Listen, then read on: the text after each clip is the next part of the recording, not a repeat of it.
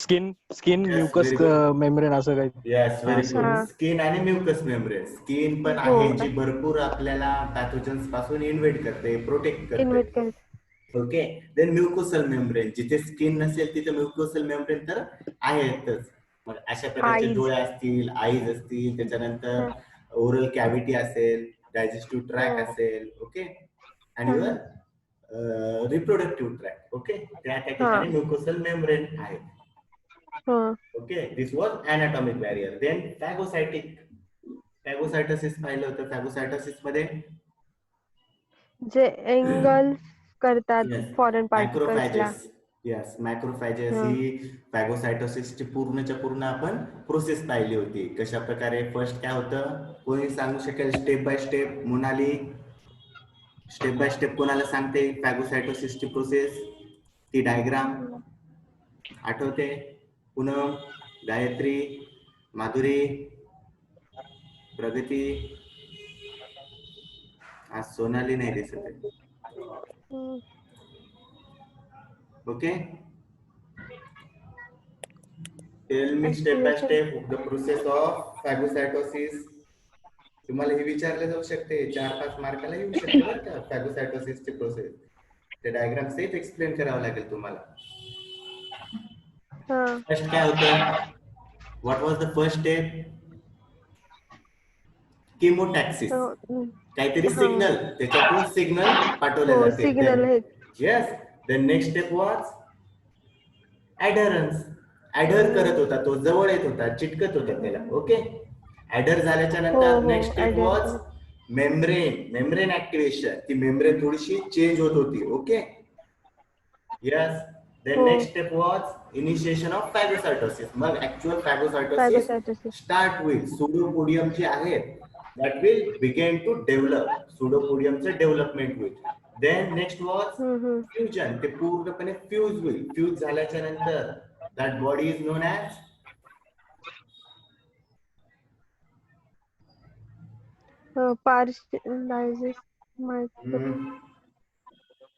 असं विसरून नाही चालणार, एक आठवडा पण नाही होते.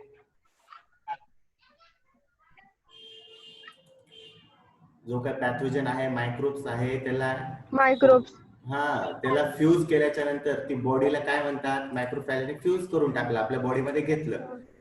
That body is known as phagosome. Phagosome. Yes. Okay, मग हा फॅगोझोम जो असेल that will combine with lysosome. Okay, lysosome. Phagosome आणि लायसोझोम कंबाईन होईल. Okay, that process is known as fusion. Okay, fusion. ते फ्यूज झालं, त्याच्यानंतर फ्यूज झाल्याच्या नंतर तो काय करेल? लायसोझोम. यस, लायसोझोम रिलीज करेल आणि पूर्णपणे ब्रेकडाऊन करेल. ब्रेकडाऊन होईल आणि मग लास्ट स्टेप इज रिलीज. बाहेर रिलीज होऊन जाईल बाहेर. ओके, ही एक बॅरियर होतं. देन नेक्स्ट बॅरियर वॉज, कोण सांगू शकेल last barrier of इनेट immunity? Yes yes, chemical barrier. Inflammatory barrier. Yes, very good. Inflammatory barrier. Chemical barrier हे कशाचे प्रकार होते? फिजिओलॉजिकलचे प्रकार होते. ओके, टेम्परेचर, पीएच आणि केमिकल. ओके, ते त्याच्यात येत होते. Okay, last one was inflammatory barrier. Inflammatory barrier मध्ये काय काय पाहिलं होतं रे? कुठले कुठले सिम्पटम्स सांगितले होते मी? 4-5. ते ब्लडचं नाही का, मेजर ब्लड असं इंजेक्ट काय झालं की मग त्याच्यामध्ये काय काय होतं, इन्फ्लेमेशन होतं स्किन मध्ये. मग जसं काही मॅटर झालं, जसे सगळे लोक गोळा होतात तसे ते पार्टिकल्स तिथे गोळा होतात, सगळे गोंधळ होतो खूप, म्हणून ते बाहेर पार्टिकल्सला येतं. आपण सेल्स म्हणू. ओके, या सगळ्या आपल्या इम्युन सेल्स आहेत. आज आपण त्याच्यावरतीच लेक्चर घेणार. ओके, या इम्युन सेल्स आहेत, त्या गोळा होतात. त्याच्यानंतर काही सिम्पटम्स सांगितले होते, जसे की रुबर म्हणजे रेडनेस होते. Then next was tumour.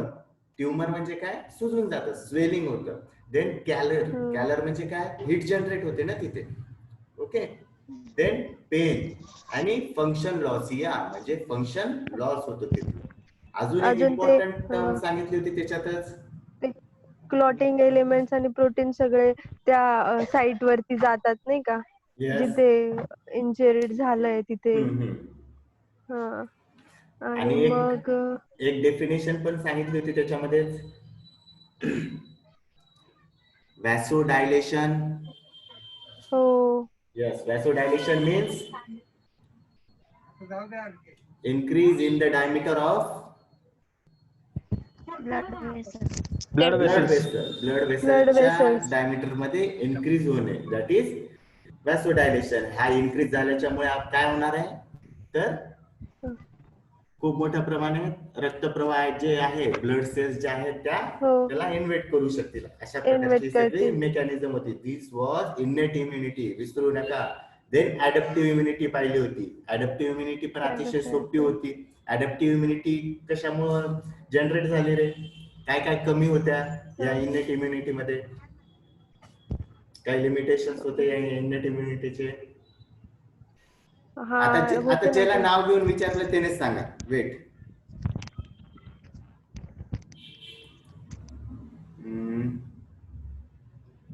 Monali, first limitation सांग. इनेट इम्युनिटी आणि का सेल्फ आणि नॉन सेल्फ डिस्क्रिमिनेशन मध्ये त्यामध्ये थोडी कमतरता होती. यस, आणि व्हेरी गुड. अजून त्याच्यात अजून एक पॉइंट ऍड कर. एक पॉइंट, ही जास्त काळासाठी त्याची पिरियड जास्त नव्हता, मतलब 1 to 3 days पर्यंत किंवा काही हवर्स पर्यंत राहत होती ती. हो हो, काही आवर्स पर्यंतच होती. आणि जर सेल्फ आणि नॉन सेल्फ मध्ये, एक मिनिट ऐका, सेल्फ आणि नॉन सेल्फ मध्ये जर रिकग्नेशन करू नाही शकले तर कुठल्या प्रकारचे डिसीज होते पुन्हा,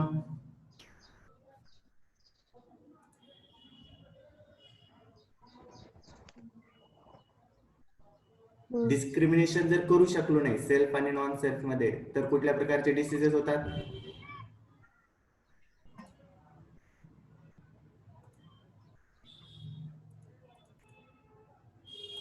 यस, पूनम, जयेश,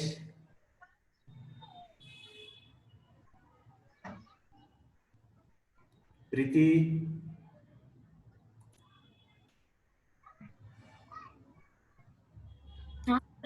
कोणाला आठवतंय, कोणी पण सांगा. सेल्फ आणि नॉन सेल्फ मध्ये डिस्क्रिमिनेशन. इन्फेक्शन. जर आपली इम्युनिटी, जर इनेट इम्युनिटी बद्दल बोलतोय, इनेट इम्युनिटी मध्ये सेल्फ आणि नॉन सेल्फ डिस्क्रिमिनेशन करू शकत नाही असं मोनालीने सांगितलं. बट जर सेल्फ आणि नॉन सेल्फ डिस्क्रिमिनेशन जर होत नसेल, हे अक्वायर्ड इम्युनिटी मध्ये होतं, बट हे जर फेल झाली, ही सिस्टीम जर फेल झाली तर कुठल्या प्रकारचे डिसीजेस होतात. गायत्री सांगू शकणार का, कोण सांगू शकेल. छोट्या छोट्या टर्म्स आहेत या नेट सेटला इम्पॉर्टंट आहेत. इम्युनिटी फेल गेली तर कुठल्या प्रकारचे डिसीजेस होतात. कोणाला येतंय का, प्रज्ञा, प्रीती, प्रगती, Jayesh, any one of you.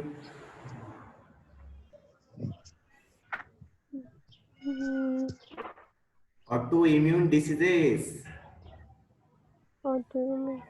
Yes, auto immune diseases, ज्याच्यामध्ये स्वतःचीच बॉडी स्वतःच्या सेल्सला मारते. ओके, अशा प्रकारचे डिसीजेस होते. ओके, अजून लिमिटेशन्स काय होते या इनेट इम्युनिटीचे. मेमरी होती का त्या सेल्सला, त्या इम्युनिटीला. नव्हती. यस, मेमरी जास्ती काळपर्यंत नव्हती ती. ओके, आणि ती सरळ सोट, तिची मेकॅनिझम कशी होती, सगळ्यांना मारण्याची एक सारखीच होती. वेगवेगळी होती का, नाही, ती स्पेसिफिक नव्हती. ओके, तशी ही अडॅप्टिव्ह इम्युनिटी कशी आहे, स्पेसिफिक आहे. ओके, देन हिच्या काही प्रॉपर्टीज होत्या. डायव्हर्सिटी पण होती. डायव्हर्सिटी पण दिसून येत होती याच्यामध्ये. खूप मोठ्या प्रमाणामध्ये डायव्हर्स नेचरचे पॅथोजन असतील त्यांना सुद्धा अडॅप्टिव्ह इम्युनिटी किंवा अक्वायर्ड इम्युनिटी ही मारू शकत होती. ओके, अजून टी सेल आणि बी सेल्स पण होत्या ज्या किल करायच्या ना ऍबनॉर्मल त्या याच्यामध्ये इन्व्हॉल्व आहेत, त्या अक्वायर्ड इम्युनिटी मध्ये त्या अक्वायर्ड इम्युनिटीच सांगते. Yes, very good. अक्वायर्ड इम्युनिटीचे मग आता टाइप्स कोण सांगू शकेल रे? दोन मेजर टाइप सांगा, त्याच्यानंतर सब टाइप सांगा. Acquired. Natural acquired, yes, very good. natural acquired आणि artificial acquired. Artificial acquired. ठीक आहे, इथपर्यंत पोहोचले नॅचरल अक्वायर्ड. पण हे सांगण्याच्या आधी एक टर्म सांगायची होती, ऍक्टिव्ह आणि पॅसिव्ह. मग परत Passive, यांच्यामध्ये हा, active and अँटीजन आणि अँटीबॉडीची रिलेटेड होतं. ऍक्टिव्ह आणि पॅसिव्ह सांगायचं. मग त्याच्यानंतर मग नॅचरल आणि आर्टिफिशियल दोघांमध्ये सेम हा. प्रकार पडतात. ओके. सेम प्रकार पडतो.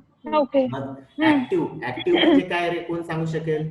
What is active immunity? Infection contact with pathogen. Infection Very contact good. with pathogen. म्हणजे जे पॅथोजन त्याच्यामध्ये इन्व्हॉल्वच असणार आहे ऍक्टिव्ह मध्ये. पॅथोजन इन्व्हॉल्वच आहे. देन नॅचरल ऍक्टिव्ह सांगा मग. Natural Natural active. ज्या अँटीबॉडीज असतात ना त्या एंटर करतात नॅचरली. अँटीजेन. हा sorry antigen, sorry sir antigen. हा बॉडी अँटीबॉडी पॅसिव्ह मध्ये. हा नॅचरली आले आपल्या बॉडीमध्ये आणि कोणता तरी कुठलाही अँटीजेन आला, पॅथोजन आला, लिम्फोसाइट्स वगैरे तयार झाली, ती नॅचरल ऍक्टिव्ह इम्युनिटी आहे. ओके. नेक्स्ट टाइप काय येतो? Artificial active. आर्टिफिशियल ऍक्टिव्ह मध्ये काय येईल? तो अँटीजन असतो तो असं vaccine. Yes, very good. Vaccine is the important term. Artificial मध्ये वॅक्सिन ही इम्पॉर्टंट टर्म आहे. ती त्याच्यामध्ये असते. Producing antibodies in the response to control exposure Yes. to the inactivated pathogen. Bacterial असतील, मग व्हायरल वॅक्सिन्स असतील, ह्या सगळ्या त्याच्यामध्ये येऊन जातात. Then next was passive immunity. Attenuated pathogen आहे. Yes yes. Antenuted. Then next is passive. Passive immunity मध्ये कुठल्या पार्ट येतात रे? पॅसिव्ह पण नॅचरल आणि आर्टिफिशियल. येस, त्याचे दोन पार्ट येतात. पॅसिव्ह इम्युनिटी कशाला म्हणली पाहिजे? जे तेच ना अँटीबॉडीज पास होतात. Protection against disease through the antibodies. Mother कडून येतात त्या. Yes, very good. त्याच्यामध्ये आयत्या डायरेक्टली तयार केल्या गेलेल्या आपल्या parents मधून अँटीबॉडीज येतात. डायरेक्टली भेटतात. हा, त्याच्यामध्ये नॅचरल आणि आर्टिफिशियल असे दोन प्रकार. नॅचरल मध्ये कुठला पार्ट येईल मग? जे आपल्या मदर टू येतात, आई वडिलांकडून, आईकडून येतात. आईकडून येतात. Yes, very good. स्पिटस वगैरे कडून वाया. आणि पॅसिव्ह मध्ये काय येईल मग? आपल्या पॅसिव्ह आर्टिफिशियल मध्ये. येस, आर्टिफिशियल मध्ये Receiving manufacture antibodies via external म्हणजे delivery. इम्युन सिरम वगैरे directly injection through injection. Yes, Blood transfusion through. Yes, very good, very good. सगळ्यांना जवळपास आठवत आहे. थोडस ब्रश आउट करून द्यावं लागलं, पण चांगला आहे. Okay. Today's part is cell, tissue, organ of immune system. आता हे एवढे सगळे मेकॅनिझम आहे, आपल्याला वेगवेगळे इम्युन सिस्टीमशी लढावं लागतं. तर याच्यासाठी वेगवेगळे सेल्स लागतात, टिश्यू लागतात, ऑर्गन्स लागतात. मग हे इम्युन सिस्टीम मधले कुठले कुठले आहेत ते आपण पाहणार आहेत. ओके. सेल्सच्या काही पार्ट्स आहेत. या एवढ्या मोठ्या monocyte, lymphocyte, neutrophils, eosinophil, basophil, all these are our defence mechanism. Okay. Defence mechanism आहे. या सगळ्या लढायला तत्पर असतात. यांच्या थ्रू वेगवेगळे कार्य हे होत असतात. Okay. Our immune system is essential for our survival. Without an immune system, our body will be open to attack from bacteria. Okay. जर इम्युन सिस्टीम नसेल, जर आपल्या राज्यात, देशात पोलीस नसतील किंवा मिलिटरी नसेल तर चालेल का? चोर किती धुमाकूळ मारून टाकतील. सेम तसं आहे. ही इम्युन सिस्टीम हे जर नसतील तर जसे या देशामध्ये चोर, बाकीचे लुटारू धुमाकूळ मांडू शकतात, तसेच आपल्या बॉडीवरती बॅक्टेरिया, व्हायरसेस, पॅरासाइट आणि अदर पॅथोजन्स ते ऍक्ट करू शकतात. Therefore, we require this cell or defense mechanism. त्याच्यासाठी या सेल्स किंवा बाकीच्या डिफेन्स मेकॅनिझम आहेत ज्या आपल्याला मोठ्या प्रमाणामध्ये लागतील. It is our immune system that keep us healthy. Okay. This vast network of cell and tissue is constantly on the lookout for invaders. Okay. या सगळ्याच्या सगळ्या ज्या सेल्स आहेत त्या कॉन्स्टंटली काय करतात, इन्व्हेडरच्या लुकआउट मध्ये राहतात.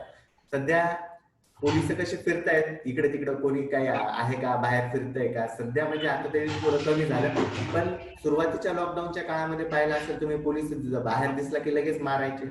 त्या प्रमाणामध्ये यस, त्या प्रमाणामध्ये ह्या ज्या इम्युन सेल्स आहेत त्या कंटिन्युअसली बॉडीमध्ये फ्लो होत असतात. काही काही SRPF आहे समजा. आता SRPF ही सिक्युअर राहते, प्रत्येक जिल्ह्यामध्ये स्टोअर करून ठेवलेली राहते, पण जेव्हा गरज पडेल तेव्हा सोडली जाते. तसंच या सेल्स मध्ये पण काही काही अशा आहेत त्या स्टोअर केल्या जातात एखाद्या ठिकाणी, त्या तिथे राहतात, पण जेव्हा गरज पडेल तेव्हा त्यांचा ताफा तिथे जात असतो. ओके. सेम आपली जी पोलीस मेकॅनिझम, मिलिटरी मेकॅनिझम आहे त्याच प्रकारची आपल्या ब्लड सेल्स किंवा डिफेन्स मेकॅनिझम या सेल्स पण दाखवत असतात. The immune system is spread throughout the body and involve many types of cell. आणि यांच्यामध्ये खूप प्रकारच्या सेल्स इन्व्हॉल्व आहेत. Then organs, proteins and tissue. काही प्रोटीन सुद्धा इन्व्हॉल्व आहेत and some tissues are also involve in this defence mechanism. Crucially, it can distinguish our tissue from foreign tissue. आणि यांची एक मेकॅनिझम पाहिलीच आपण, की आपला टिश्यू आणि फॉरेन टिश्यूच्या याच्यापासून त्यांची जी मेकॅनिझम आहे ती ते डिस्टिंग्विश करू शकतात की आपलं कोणतं आणि परत कोणतं. ही एक इम्पॉर्टंट प्रॉपर्टी आहे आपल्या इम्युन सिस्टीमची. सेल्फ आणि नॉन सेल्फ आपण पाहिलं होतं, त्याच्यामध्ये मी पॉलिपचं एक्झाम्पल घेतलं होतं. ओके. हे डिस्टिंग्विश करू शकतात. Dead from faulty cells and are also recognized and cleared away by the immune system. Okay. आणि जे काही फॉरेन मटेरियल असतील त्यांना क्लिअर करण्याचं काम या सेल्स या करत असतात. ओके. देन दुसरं काय काम करतात, ज्या डेड सेल आहे त्यांचं क्लिअरन्सचं काम सुद्धा या सेल्स करत असतात. त्यांच्यामध्ये जे चांगलं मटेरियल आहे, कामाचं आहे, ते रिसायकल होतं आणि बाकीचं हे directly thrown out of the body. जे कामाचं नाही ते बाहेर फेकल्या जातं. Okay. If the immune system encounters a pathogen, for instant a bacteria, virus or parasite, it mount a so called immune response. त्याच्यामुळे काय होतो, इम्युन रिस्पॉन्स येतो. काय झालं तर pathogen, bacterium or virus or parasite हे जर आपल्या बॉडीमध्ये आले तर आपल्याला इम्युन रिस्पॉन्स दिसून येतो. This immune response is also called as first lecture definition मध्ये एक डेफिनेशन सांगितली होती, प्रोब करतं. This immune response is also called as antigenic immune response. Okay.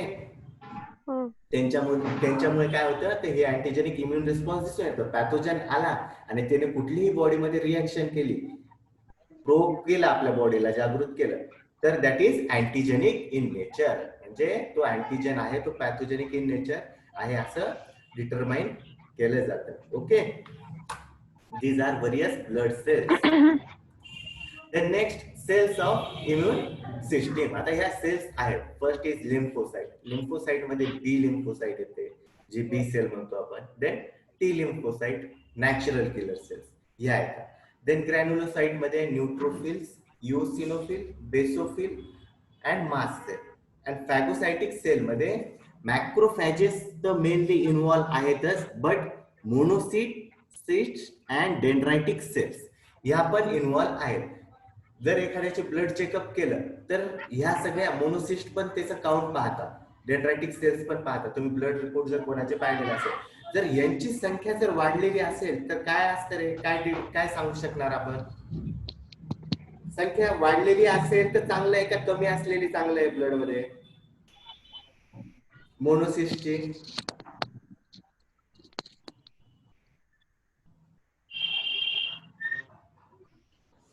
Yes, anyone?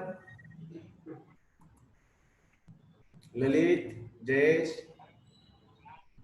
मोनोसिस्ट कमी झाले किंवा जास्ती झाले, कुठलं चांगलं असणार आहे?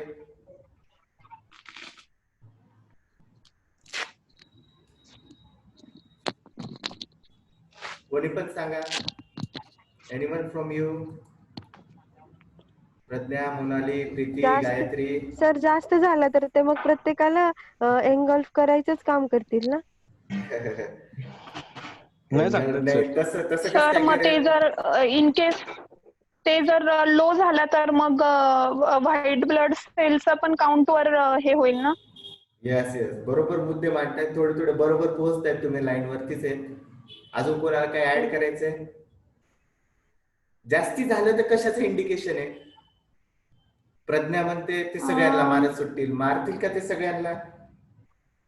नाही सर, ते जे बॅक्टेरिया व्हायरस असेल क्रोनिक त्यांना इन्फेक्शनचं. Okay, very good. जास्ती झाले, जर हाय झालं तर Yes, मग yes. क्रोनिक जास्ती झाले, that is the indication of infection. आपल्याला कशानं कशाचं तरी हा, हा. इन्फेक्शन झालेलं आहे, म्हणूनच हा. त्या सेल तिथे जास्ती झालेल्या आहेत. ओके, हो. बट जर कमी हो. झाल्या हे तरी चालेल का? आपल्या जर शहरामध्ये पोलिसांची नाही. संख्या कमी झाली, व्हायरसच नाहीये तर मग मग ठीक आहे ना, हा. कमी तर कमी. नाही नाही, तसं नाही. पण पोलिसच मग? नसले, कुठं काही नसलं तर चोर जास्ती येणार नाहीत का?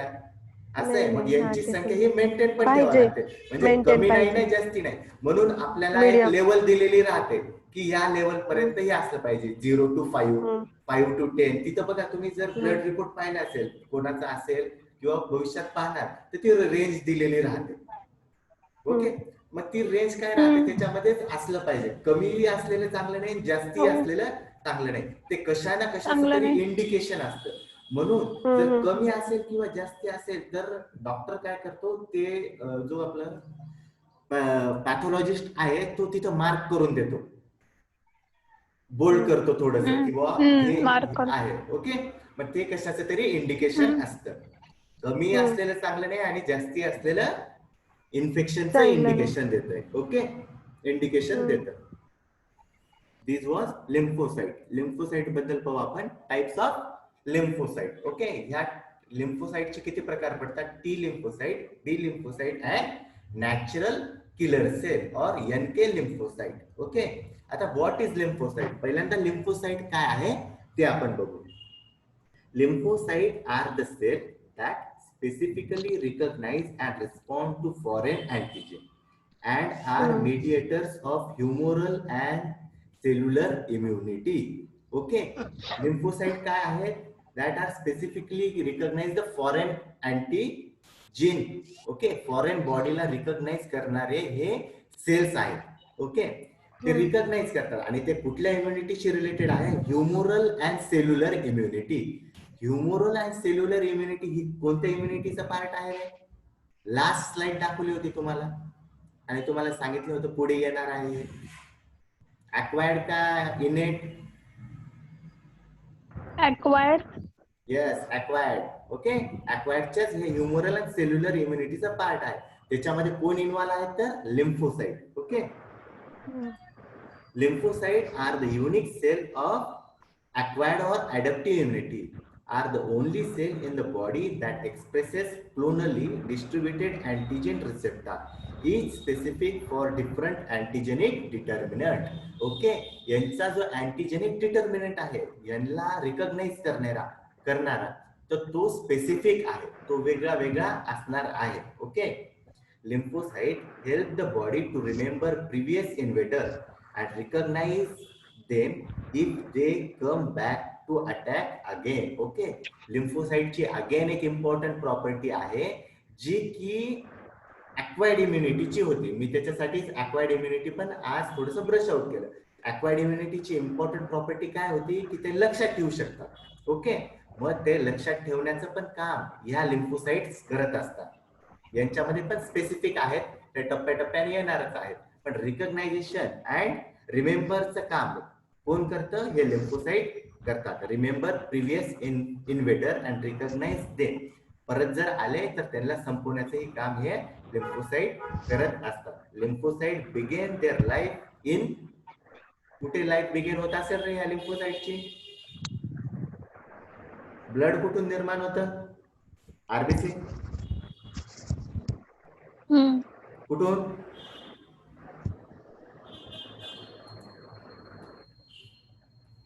ब्लड. यस, ब्लड कुठे तयार होतं? Haematopoiesis, bone marrow. Bone marrow, bone marrow कुठं असतो रे? बोन मॅरो आपल्या यस, आपली जी बोन मध्ये जे असतो, बोनचे सेंट्रल पार्ट. हा. Okay, centre part. Central part. तिथेच याची पण निर्मिती होते, या लिम्फोसाइटची पण निर्मिती तिथेच होत तिथेच असते. होते. Okay, some stay in a marrow and develop into B lymphocyte. आता काही सेल्स लिम्फोसाइटच्या त्या तिथेच राहतात आणि बी लिम्फोसाइट किंवा बी सेल. ओके, या बी लिम्फोसाइटला बी सेल पण म्हणतो आपण. Okay, B cell and other head toward the thymus. Thymus कडे काही जातात, काही बोन मॅरो मध्येच राहतात. मग त्या काय होतात, बी लिम्फोसाइट किंवा बी सेल होतात. आणि काही कुठं प्रोपोगेट होतात, थायमस मध्ये. मग त्या काय होतील, T lymphocyte or T cells. लक्षात आलं? लिम्फोसाइट कुठे तयार होतात, बोन मॅरो मध्ये. ज्या तिथे रिसाइड करतात, bone marrow. Yes, that will be B lymphocyte or B cell. आणि ज्या थायमस मध्ये जातात, that will be T lymphocyte or T cells. These are the two types of cell. ह्या 2 types of cell आहे. Natural killer sale पण ही त्याची एक दुसरी टाइप आहे. Okay, then we will see B lymphocyte. B lymphocyte चे परत types पडतात. मला काही फोटो भेटले, काही भेटले नाही. But what are actually B lymphocyte ते पाहूया. ओके, बी लिम्फोसाइट लक्षात आलं, लिम्फोसाइटचेच प्रकार आहेत जे बोन मॅरो मध्ये राहतात, जे पुढे जातात, हा दुसरीकडे जातात, थायमस मध्ये जातात, that will be T lymphocyte or T cells. Okay, ह्या बेसिक लक्षात ठेवा. Then we will see B lymphocyte. आता बी लिम्फोसाइट काय आहे? B lymphocyte is one of the most important cell of the body. They form a part of the adaptive immunity. Yes, आपण पाहिलंय हे acquired किंवा ऍडॅप्टिव्ह इम्युनिटीचे part आहेत. हे response by the producing of antibodies and presenting cells. आता हे कशासाठी, B cells कशासाठी रिस्पॉन्सिबल आहेत? For the production of antibodies. Antibodies. Okay, B cell काय प्रोड्यूस करतात? अँटीबॉडीज प्रोड्यूस करतात. अँटीबॉडीज प्रोड्यूस करतात. बी सेल्स काय करतात? अँटीबॉडीज प्रोडक्शन मध्ये इन्व्हॉल्व आहेत. Okay, they form a part of adaptive immunity आणि ऍडॅप्टिव्ह इम्युनिटीचा पार्ट आहे. Once activated they will either mature a plasma sale और मेमरी बी सेल. मग एकदा जर ते मॅच्युअर झाल्याच्या नंतर दे विल बी फर्दर, पुढे काय होतील ते? पुढे होतील मेमरी सेल किंवा प्लाझ्मा सेल. मेमरी सेल होतील, ते पहा, बी मेमरी सेल होईल किंवा प्लाझ्मा सेल होईल. बी लिम्फोसाइट मग काय करतायत? एक तर अँटीबॉडी प्रोड्यूस करतायत, पुढे मॅच्युअर झाल्याच्या नंतर त्यांचं काम काय होत आहे? मेमरी बी सेल बनताय किंवा प्लाझ्मा सेल बनताय. ओके, असं सगळं हे इंटरलिंक आहे. आपण लिम्फोसाइट मध्ये होतो, लिम्फोसाइटचे 2-3 प्रकार पडतात. त्याच्यामध्ये मेन 2 प्रकार जर पाहिले तर B and T lymphocyte. Okay, जे तिथेच राहतात, रिसाइड करतात, that B lymphocyte. B lymphocyte मध्ये परत बी लिम्फोसाइटचं मेन काम काय आहे? That production of the antibodies.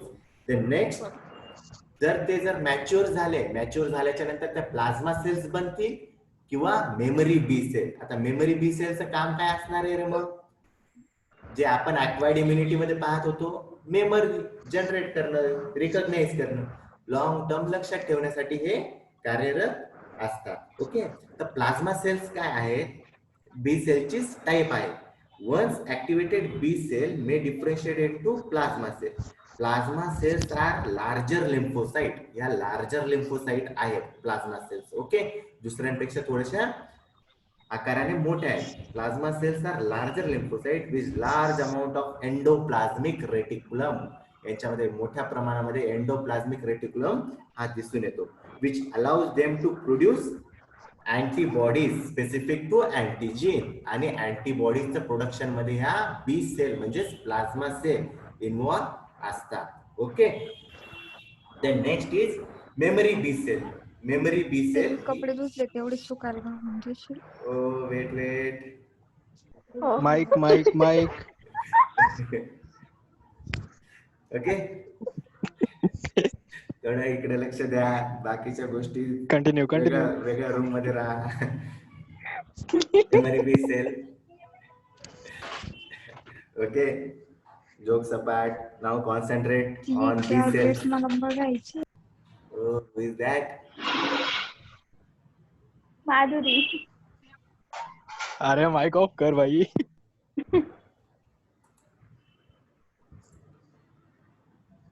Okay जाऊ द्या. लिहू. Memory B cell. ओके, दुसरा पार्ट आहे memory B cells. Other B cell will differentiate into memory B cell when activated. दुसरं ऍक्टिव्हेशन झाल्याच्या नंतर याच्यासाठी पण ऍक्टिव्हेशन लागतं. कधी मेमरी लक्षात ठेवू का आपण? नाही. एखाद वेळेस जर फॉरेन पार्टिकल आला तर आपण त्याला लक्षात ठेवू की हा फॉरेन आहे म्हणून त्याच्यासाठी पण एक ऍक्टिव्हेशनची मेकॅनिझम आहे. ऍक्टिव्हेट झाल्याच्या नंतर ते लक्षात ठेवू शकतात. These are long lived cells which remain within the body. बरोबर आहे, यांना लॉंग लिव्ह राहावंच लागेल. जर हे राहिले नाही तर मग लक्षात कसं काय ठेवणार? ओके, मग लाईफ लॉंग यांची ही ड्युरेशन असतं. These are long lived cells which remain within the body and allows the body to respond much more rapidly in the case of subsequent infection. आपलं काही वेळात कनेक्शन जाईल, मी रिकनेक्ट करणार आहे. More rapidly in a case of subsequent infection. आणि infection झाल्याच्या नंतर हे खूप रॅपिडली त्यांच्यामध्ये हे दिसून येतं. Then next part, if the host is re-exposed to the antigen